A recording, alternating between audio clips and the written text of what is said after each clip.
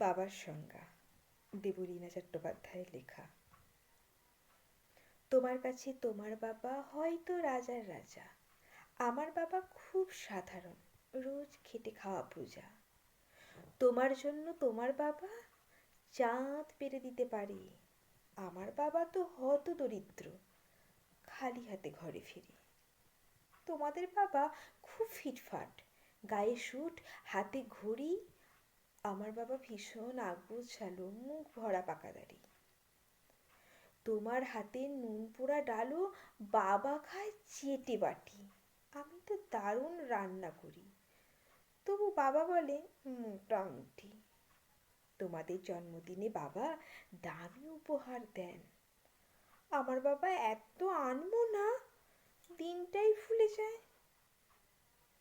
তোমার বাবা হাত ধরিয়ে রাস্তা করায় পার, আমার বাবা নিজেই পারে না, আমি হাত ধরি তার।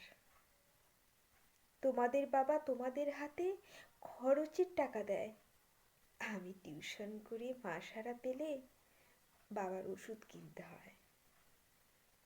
তোমার বাবা রাখতেই পারে তোমায় ভীষণ সুখী, আমার বাবাও চেষ্টা করে আগলে রাখতে বুকে। হতে পারে তুমি রাজকন্যা, আমি হয়তো বা দাসী, তবু দিন শেষে আমি আমার বাবাকে ততটাই ভালোবাসি।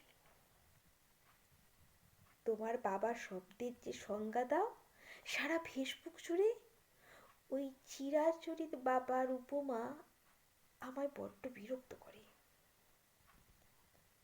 আমার বাবা তোমাদের করা ব্যাখ্যার মতন নয়, তাই ওগুলো দেখলে নিজের উপর বড় অভিমান হয়। তোমাদের বাবা নিজে না খেয়ে তোমাদের সুখে ধরে, এদিকে আমাদের জন্য তুলে রাখা কিছু লিচু বাবা খেয়ে নেয় চুরি করে। বোঝেই না উনি এত শত কথা, বড্ড সরল জানো, তাই তো এমন জটিল সমাজে ভীষণ বেমানানো। শাসন যদিও করে না তেমন, তবে খুঁত খুব ধরে, অথচ বন্ধু মহলে আমার পিছনে আমারই তারিফ করে। আমি নিজেও ওনাকে চকমকা করি, ভুল করলে অকস্মাৎ, আবার কেউ ওনার দিকে আঙুল তুললে ভাঙতে পারি সে হাত। বাবা পরীক্ষার আগে সংশয়ে বলে, পাশ করেছো তো বলো। রেজাল্ট বেরোলে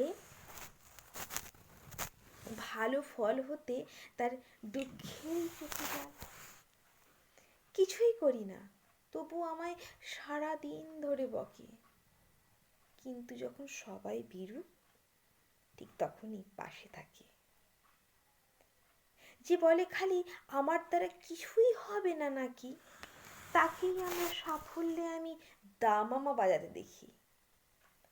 সবচেয়ে বেশি অশান্তি করি যেই লোকটির সাথে, আমার বিয়েতে পাকা কথা হলে সেই হাউ মাউ করে কাঁদে, অথচ যখন জিজ্ঞেস করি পারবে থাকতে ছেড়ে, উত্তরে বলেন বিদায় হতো, আমি বাঁচবো হাত পা ঝেড়ে।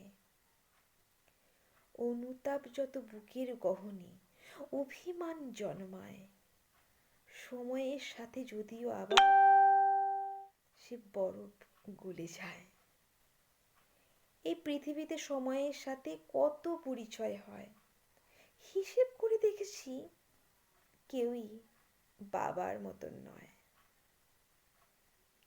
সম্পর্কে সমীকরণেরা রোজ বদলায় মান, তবুও প্রথম সারিতে বরাবর যাকে বাবা মায়েদের স্থান। ঝগড়া, ঝামেলা, অভিমান, এসব এত কিছু পরেও আমায় একটা বিষয় প্রতি দুর্বল করে তোলে।